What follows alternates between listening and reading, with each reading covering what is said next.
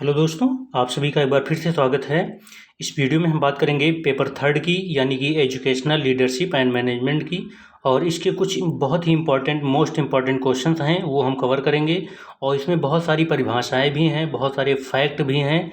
तो हम इसको इस वीडियो में कवर करने वाले हैं, तो इस वीडियो को आप लोग अंत तक देखिएगा। तो ये जो है आपके जो सेकंड पेपर हुआ है, कल हुआ है, उसका जो पैटर्न है, उस पैटर्न के आधारित जो है हमने कुछ क्वेश्चन जो आपके लिए निकाले हैं। तो आप जो है इस वीडियो को अंत तक देखिए और अपना फीडबैक ज़रूर देना कि आपको ये वीडियो कैसा लगा। कमेंट करना, चैनल को सब्सक्राइब करना, वीडियो को लाइक करना। तो समय ना लेते हुए शुरू करते हैं दोस्तों। ये जो है पेपर थर्ड का सेकंड पार्ट है। अगर आपने पहला पार्ट नहीं देखा है तो आप पार्ट 1 देख लीजिए रिवीजन क्लास का। तो हम आपको रिवीजन करवा रहे हैं, तो ये रिवीजन क्लास का सेकंड पार्ट है। तो आइए शुरू करते हैं। पहला वीडियो आप ज़रूर देख लेना, इससे पहले जो फर्स्ट पार्ट है दिया है, मोस्ट इम्पॉर्टेंट है सेकंड थर्ड पेपर का। तो पहला पॉइंट दिया है कि किसने कहा कि मनुष्य समय की उपज है। किसने कहा कि मनुष्य समय की उपज है? साइमन या हर्बर्ट स्पेंसर ने? तो किसने कहा? तो हर्बर्ट स्पेंसर ने कहा कि जो मनुष्य है वो समय की उपज है। कब कहा? तो 1884, यानी हर्बर्ट स्पेंसर 1884 ने कहा कि मनुष्य समय की उपज है। नेक्स्ट पॉइंट है कि संप्रेषण को प्रबंधन का हृदय किसने कहा? तो फिन्नार ने कहा। आप याद रखेंगे कि संप्रेषण को प्रबंधन का हृदय, यानी प्रबंधन का हृदय किसे कहते हैं, या किसने कहा प्रबंधन का हृदय संप्रेषण को? तो फिन्नार ने कहा। ये बहुत इंपॉर्टेंट पॉइंट्स हैं। अगला है कि विद्यालय प्रशासन और प्रबंधन की दृष्टि से संप्रेषण के 4 स्तर होते हैं। कौन से? पहला होता है कक्षा के अंतर्गत संप्रेषण, दूसरा होता है विद्यालय स्तर संप्रेषण, और तीसरा होता है प्रबंधन स्तरीय संप्रेषण, और चौथा होता है प्रशासनिक स्तरीय, प्रशासन स्तरीय या प्रशासनिक स्तरीय संप्रेषण होते हैं। तो ये विद्यालय प्रशासन और प्रबंधन की दृष्टि से संप्रेषण के 4 स्तर होते हैं। आगे बढ़ते हैं। नेक्स्ट पॉइंट है कि कक्षा के अंतर्गत संप्रेषण के 3 घटक होते हैं। कौन कौन से? तो कक्षा के अंतर्गत संप्रेषण के 3 घटक होते हैं। पहला होता है पाठ्य वस्तु, दूसरा होता है शिक्षण विधि, और तीसरा होता है शिक्षण सहायक सामग्री। तो ये 3 जो होते हैं, ये होते हैं कक्षा के अंतर्गत संप्रेषण के 3 घटक होते हैं, जो बहुत इंपॉर्टेंट हैं। आगे है कि कक्षा के अंतर्गत संप्रेषण की 4 प्रक्रियाएं हैं। कौन कौन सी? तो पढ़ना, लिखना, बोलना और सुनना। ये जो 4 प्रक्रियाएं हैं, ये कक्षा के अंतर्गत संप्रेषण की बहुत ही मुख्य क्रियाएं हैं। अगर ये 4 क्रियाएं कक्षा के अंतर्गत ना हो तो क्या होगा कि शिक्षण कार्य जो है सुचारू रूप से और प्रभावशाली ढंग से नहीं हो सकेगा। तो इसलिए कक्षा के अंतर्गत ये संप्रेषण की 4 प्रक्रियाएं, पढ़ना, लिखना, बोलना और सुनना, ये मुख्य क्रियाएं होती हैं। आगे है, नेक्स्ट पॉइंट दिया है कि अधिगम परिस्थितियां, यानी कि लर्निंग कंडीशन, अधिगम परिस्थितियां यानी लर्निंग कंडीशन उत्पन्न करने के लिए 4 संसाधन की आवश्यकता होती है। यानी सीखने की परिस्थितियों को उत्पन्न करने के लिए 4 संसाधनों की आवश्यकता होती है। कौन कौन से? पहला होता है समुचित युक्तियों का चयन। सॉरी, 4 नहीं होगा, इसमें 3 ही होगा। तो पहला होता है समुचित युक्तियों का चयन और समुचित संप्रेषण आवयूह का चयन, और अगला होता है समुचित दृश्य श्रव्य सामग्री का चयन। तो अधिगम परिस्थितियों उत्पन्न करने के लिए ये 3 संसाधनों की आवश्यकता होती है।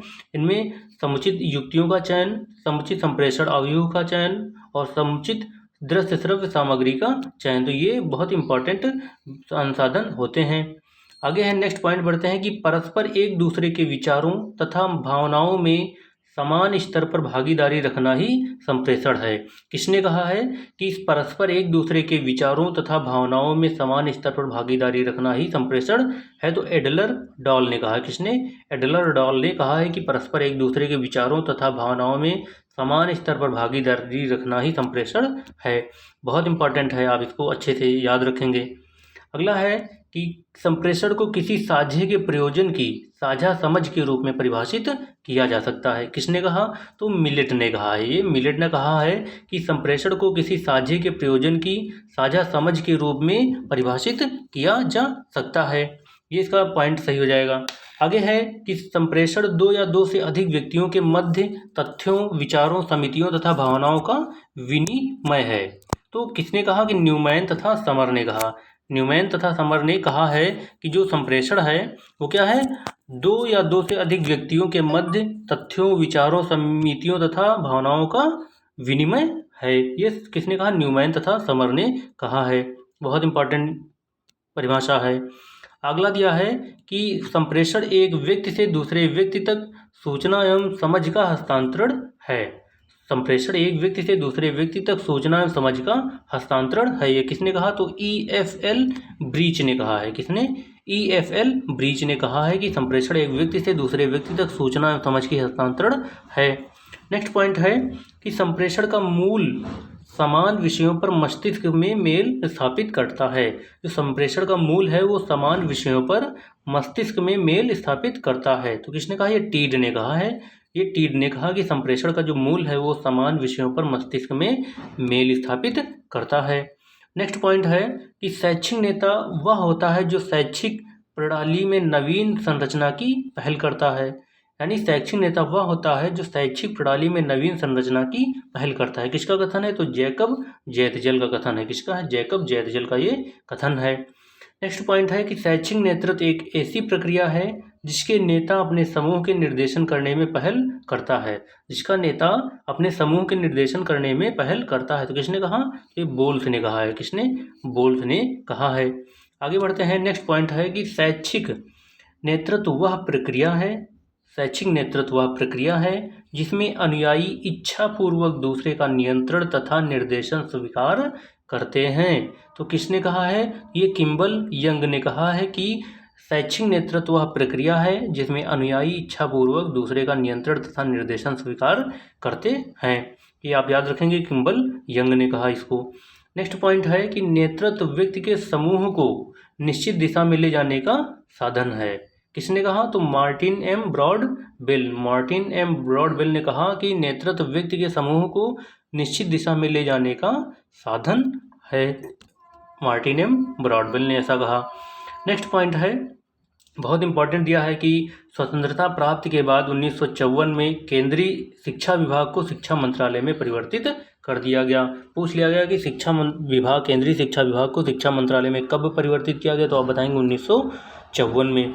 आइए कुछ परिभाषाएं दी हैं, यानी जिनके फुल फॉर्म दिए हैं, इनके हम फुल फॉर्म देख लेते हैं। कुछ जो एजुकेशन संस्थाएं, शिक्षा संस्थाएं हैं, तो इनके बहुत इंपॉर्टेंट, इस बार भी NCERT पूछा गया था, तो ऐसी UGC भी पूछा गया, तो ऐसी कुछ थी, तो जिनके बारे में आपको बताना बहुत ज़रूरी है।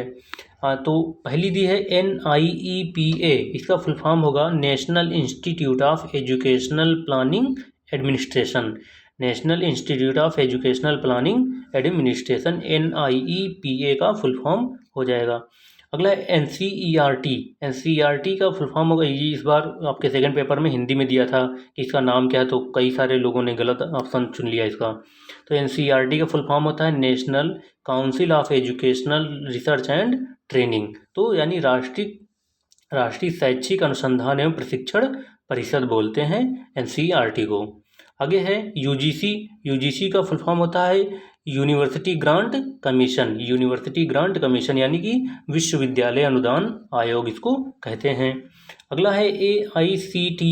इसका फुल फॉर्म क्या है कि all India council of technical education. यानी A का मतलब ऑल, I है इंडिया, C है काउंसिल, T है ऑफ टेक्निकल, E है एजुकेशन, यानी कि all India council of technical education. Next है NCTE। इनके नाम भी आपने सुना होगा। NCTE मतलब N से मतलब नेशनल, C का मतलब काउंसिल ऑफ, T का मतलब टीचर, E का मतलब एजुकेशन, यानी national council of teacher education, NCTE का फुल फॉर्म हो जाएगा।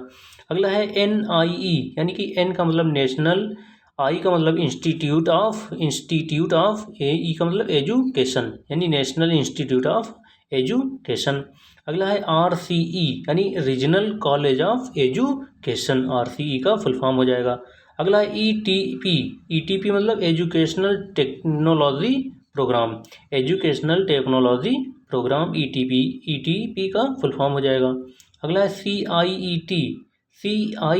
इसका फुल फॉर्म हो जाएगा central institute of education and technology, यानी central institute of education and technology, CIET का फुल फॉर्म हो जाएगा। अगला है कि SIET, यानी SITE, साइट यानी state institute of education and technology, SIET का फुल फॉर्म हो जाएगा state institute of education and technology. ये इसका राइट आंसर हो जाएगा, फुल फॉर्म हो जाएगा सही। अगला दिया है कि निम्न संस्थाएं उच्चतर शैक्षिक अनुसंधान के लिए कार्य करती हैं, कौन सी हैं? पहला दिया है कि भारतीय उच्च अध्ययन संस्थान जो शिमला में है, भारतीय सामाजिक विज्ञान अनुसंधान परिषद या संस्थान कहाँ है? नई दिल्ली में है, भारतीय ऐतिहासिक अनुसंधान परिषद नई दिल्ली में है, डॉक्टर बाबा साहेब भीमराव अंबेडकर विश्वविद्यालय लखनऊ उत्तर प्रदेश में है, केंद्रीय संस्कृत संस्थान नई दिल्ली में है। तो ये संस्थाएं जो है उच्चतर शैक्षिक अनुसंधान के लिए कार्य करती हैं। और इसके बाद यह केंद्रीय हिंदी संस्थान, जो केंद्रीय हिंदी संस्थान कहाँ है? आगरा में है। और अगला है कि केंद्रीय माध्यमिक शिक्षा बोर्ड यानी CBSE जुलाई 1952 में स्थापित की गई थी। पूछ लिया गया आपसे कि CBSE की यानी केंद्रीय माध्यमिक शिक्षा बोर्ड की स्थापना कब हुई? तो आप बताएंगे जुलाई 1952 में इसको स्थापित किया गया था। अगला पॉइंट है कि प्रबंधन तंत्र में 2 प्रकार के संप्रेषण होते हैं, कौन से? पहला होता है लिखित, दूसरा होता है मौखिक, यानी कि 2 प्रकार के लिखित और मौखिक जो है प्रबंधन तंत्र में 2 प्रकार के संप्रेषण होते हैं। आगे बढ़ते हैं। नेक्स्ट पॉइंट दिया है कि संप्रेषण का मुद्रित तथा अमुद्रित माध्यम क्या है? तो कंप्यूटर होता है। कंप्यूटर जो है संप्रेषण का मुद्रित तथा अमुद्रित माध्यम होता है। और सैद्धांतिक बाधा यानी सैद्धांतिक बाधा जो संप्रेषण के समय उत्पन्न होती है, इसका उल्लेख किसने किया है? तो पिफनर ने किया है। पिफनर यानी सैद्धांतिक बाधा जो संप्रेषण के समय उत्पन्न होती है उसका उल्लेख पिफनर ने किया है। आप इसको याद रखेंगे किसने किया? तो पिफनर ने किया है। शिक्षा प्रशासन में संप्रेषण एक मानवीय तथा अंतः प्रक्रिया दोनों है, यानी पूछ लिया कि शिक्षा प्रशासन में संप्रेषण क्या है? एक मानवीय प्रक्रिया है या अंतः प्रक्रिया है या कई सारी और प्रक्रियाओं के ऑप्शन दे दिए गए हैं। तो आप बताएंगे कि शिक्षा प्रशासन में संप्रेषण एक मानवीय तथा अंतः प्रक्रिया दोनों है। मानवीय प्रक्रिया और अंतः प्रक्रिया दोनों हो जाएगी। आगे है कि संप्रेषण होता है, संप्रेषण क्या होता है? एकलगामी और द्विगामी, यानी कि 1 वे, सिंगल वे और डबल वे, यानी कि दोनों होते हैं। एकलगामी होता है और द्विगामी, दोनों प्रकार से संप्रेषण होता है। संप्रेषण ऊपर से नीचे तथा नीचे से ऊपर दोनों दिशाओं में होता है, यानी पूछ ले दिशाएं भी होती हैं, यानी कि ऊपर से नीचे और नीचे से ऊपर दोनों दिशाओं में भी संप्रेषण होता है। अगला है पॉइंट कि निर्देशन व्यक्ति को भावी जीवन के लिए तैयार करता है तथा समाज के साथ समायोजन करने में सहायता देता है। यह कथन है किसका है? तो हसबैंड का है। ये कथन किसका है? हसबैंड का है। तो हसबैंड ने क्या कहा कि निर्देशन व्यक्ति को भावी जीवन के लिए तैयार करता है तथा समाज के साथ समायोजन करने में सहायता देता है। तो ये हसबैंड का कथन है। अगला है कि पर्यवेक्षण का उद्देश्य शिक्षा का विकास है, किसने कहा? तो वार्टन ने। वार्टन ने कहा कि पर्यवेक्षण का उद्देश्य शिक्षा का विकास है और पर्यवेक्षण शिक्षा के विकास का नियोजित कार्यक्रम है। ये किसने कहा कि पर्यवेक्षण शिक्षा के विकास का नियोजित कार्यक्रम है? तो एडम्स एवं डिक्की ने कहा। एडम्स और डिक्की ने कहा कि पर्यवेक्षण जो है शिक्षा के विकास का नियोजित कार्यक्रम है। ये इसका पॉइंट सही हो जाएगा। नेक्स्ट पॉइंट देखते हैं। दिया है कि पर्यवेक्षण, दोस्तों आपके लिए बहुत मेहनत से हम इस नोट्स को तैयार किए हैं, तो आप लोग जो सपोर्ट जरूर करना, सहयोग करना, कमेंट करके जरूर बताना। तो आगे बढ़ते हैं। दिया है कि पर्यवेक्षण वह क्रिया है जिसका उद्देश्य शिक्षकों को अपना कार्य उत्तम ढंग से करने में सहायता करना है। ये किसने कहा कि पर्यवेक्षण वह क्रिया है जिसका उद्देश्य शिक्षकों को अपना कार्य उत्तम ढंग से करने में सहायता करना है? तो वाइल्ड ने कहा। किसने कहा? तो वाइल्ड ने कहा है कि पर्यवेक्षण वह क्रिया है जिसका उद्देश्य शिक्षकों को अपना कार्य करने में उत्तम ढंग से कार्य करने में सहायता करना है। इसका पॉइंट सही हो जाएगा, वाइल्ड हो जाएगा इसका। अगला है कि नेक्स्ट पॉइंट है कि सर्वेक्षण करने का अर्थ है शिक्षकों के विकास का समन्वय, उत्प्रेरण तथा निर्देशन। तो किसने कहा? तो ब्रिग्स तथा जिस्टमैन ने कहा कि सर्वेक्षण करने का अर्थ है शिक्षकों के विकास का समन्वय, उत्प्रेरण तथा निर्देशन है। अगला है संप्रेषण शब्द कहाँ से उत्पन्न हुआ? तो संप्रेषण शब्द जो है अंग्रेजी के कम्युनिकेशन शब्द का हिंदी रूपांतरण है और संप्रेषण का अर्थ होता है विचारों तथा अभिव्यक्तियों का आदान प्रदान। और इसका कम्युनिकेशन यानी कम्युनिकेशन शब्द की जो है वो लैटिन भाषा का शब्द है और इसकी उत्पत्ति जो कम्युनिस से हुई है और कम्युनिस्ट से हुई, जिसका अर्थ है कॉमन या सामान्य। तो आप याद रखेंगे कि जो संप्रेषण है वो कम्युनिकेशन यानी अंग्रेजी के कम्युनिकेशन शब्द का हिंदी रूपांतरण है और संप्रेषण का अर्थ होता है विचारों या अभिव्यक्तियों का आदान प्रदान और कम्युनिकेशन शब्द की उत्पत्ति जो है लैटिन भाषा के कम्युनिस्ट से हुई है जिसका अर्थ है कॉमन या सामान्य। ये इतना आप अच्छे से याद रखेंगे। आगे बढ़ते हैं। नेक्स्ट पॉइंट दिया है कि मिलेट के अनुसार क्या कहा गया कि संप्रेषण जो है संप्रेषण को किसी साझे के प्रयोजन की साझा समझ के रूप में परिभाषित किया जा सकता है। मिलेट के अनुसार संप्रेषण को किसी साझे के प्रयोजन की साझा समझ के रूप में परिभाषित किया जा सकता है। और संप्रेषण का मूल समान विषयों पर मस्तिष्कों में मेल स्थापित करना है। संप्रेषण का मूल जो है समान विषयों पर मस्तिष्क में मेल स्थापित करना है। तो ये किसने कहा? तो टीड ने कहा है। ये टीड का कथन है। अगला है कि संप्रेषण एक व्यक्ति से दूसरे व्यक्ति तक सूचना एवं समझ का हस्तांतरण है। संप्रेषण जो है एक व्यक्ति से दूसरे व्यक्ति तक सूचना का एवं समझ का हस्तांतरण है। तो ये किसने कहा? तो EFL ब्रीच ने कहा है कि संप्रेषण एक व्यक्ति से दूसरे व्यक्ति तक सूचना एवं समझ का हस्तांतरण है। ये आप अच्छे से समझ लेंगे। नेक्स्ट पॉइंट दिया है, पॉइंट दिया है अगला कि संदेश भेजने वाला क्या कहलाता है? संप्रेषक कहलाता है। संदेश भेजने वाला संप्रेषक कहलाता है।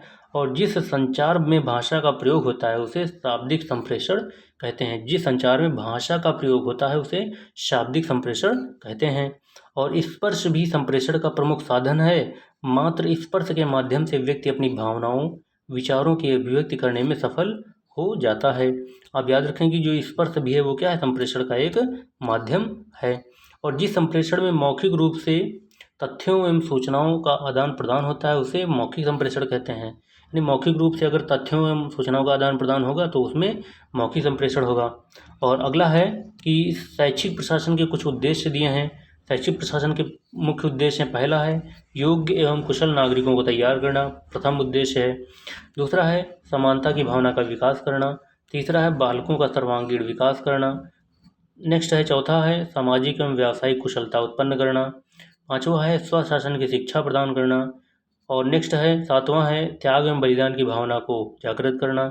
और नेक्स्ट है कर्तव्यों के प्रति उदार भावना का विकास करना। तो ये शैक्षिक प्रशासन के मुख्य उद्देश्य हैं। कितने हैं?